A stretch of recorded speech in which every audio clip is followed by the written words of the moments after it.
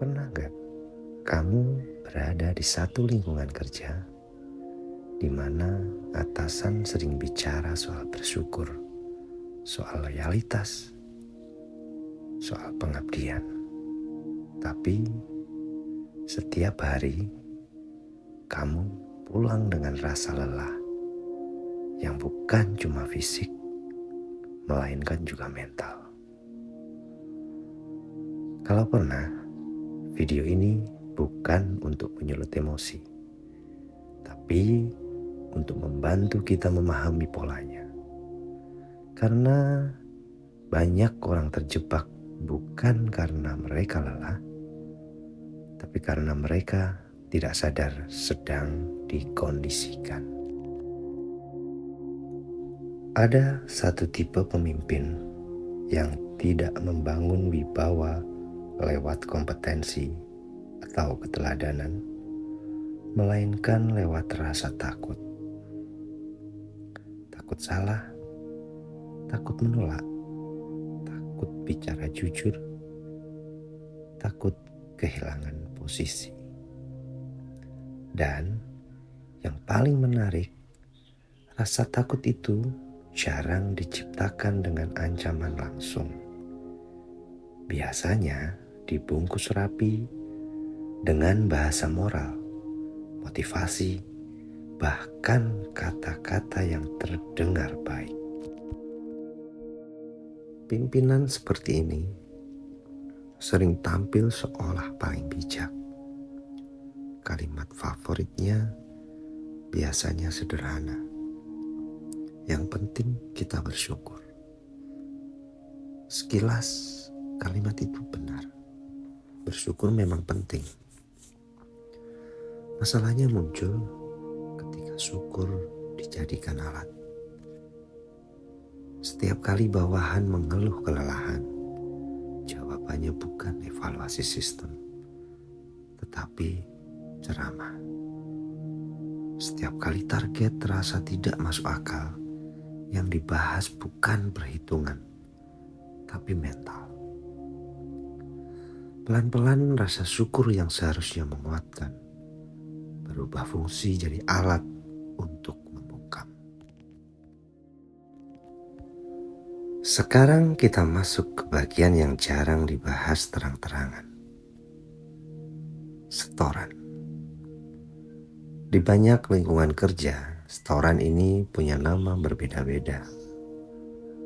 Ada yang mengistilahkan target, kontribusi, angka komitmen, atau apalah. Masalahnya bukan pada target itu sendiri. Target adalah hal wajar. Yang jadi masalah adalah ketika angkanya terus naik tanpa penjelasan yang masuk akal, tanpa dukungan sistem yang sepadan. Bawahan dituntut lebih kreatif, lebih fleksibel, lebih berjuang, lebih inovatif, dan sebagainya. Tapi pertanyaannya sederhana. Untuk siapa perjuangan itu? Disinilah pola itu mulai terlihat. Setoran yang tidak masuk akal seringkali tidak berhubungan langsung dengan pertumbuhan tim, melainkan dengan kenyamanan di atas. Gaya hidup pimpinan naik, standar rapat meningkat, mobilitas makin tinggi, biaya hobi makin besar, citra harus dijaga. Dan tanpa disadari, biaya-biaya itu dipindahkan secara tidak langsung menjadi beban bawahan. Ketika angka tersebut tidak tercapai, yang disalahkan bukan sistem, bukan perencanaan, bukan juga arah.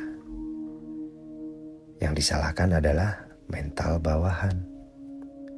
Dibilang kurang bersyukur, kurang tahan banting, kurang loyal. Padahal Yang terjadi sederhana. Tanggung jawab pimpinan dialihkan ke bawahan. Ini bukan soal jahat.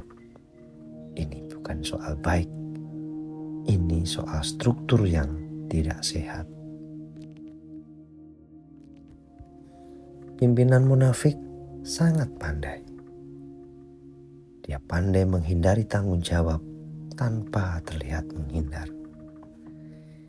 Ia tidak marah, tidak membentak, bahkan sering tersenyum. Tapi keputusan-keputusannya selalu satu arah.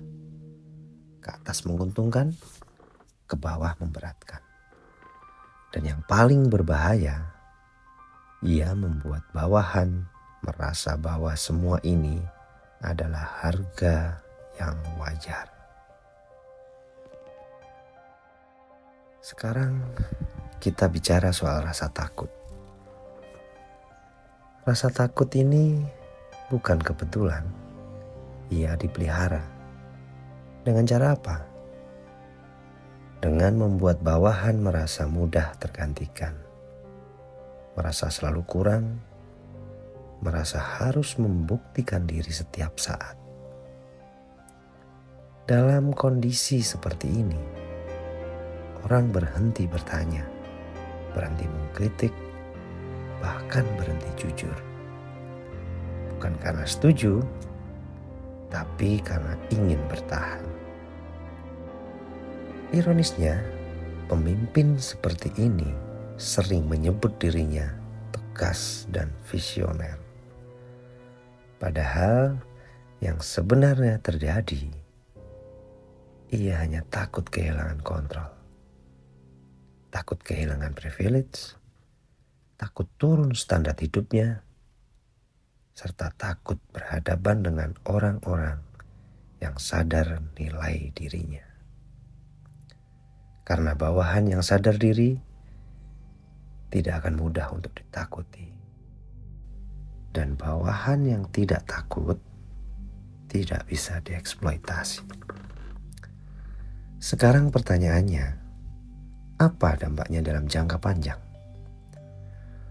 Organisasi yang dibangun di atas rasa takut mungkin terlihat rapi dari luar. Target tercapai, angka jalan. Tapi di dalamnya, kepercayaan pelan-pelan mati. Inovasi berhenti, orang-orang terbaik pergi diam-diam. Yang tersisa hanyalah mereka yang terlalu lelah atau terlalu takut untuk mencari pilihan lain. Penting untuk kita pahami, kepemimpinan sejati tidak membutuhkan rasa takut.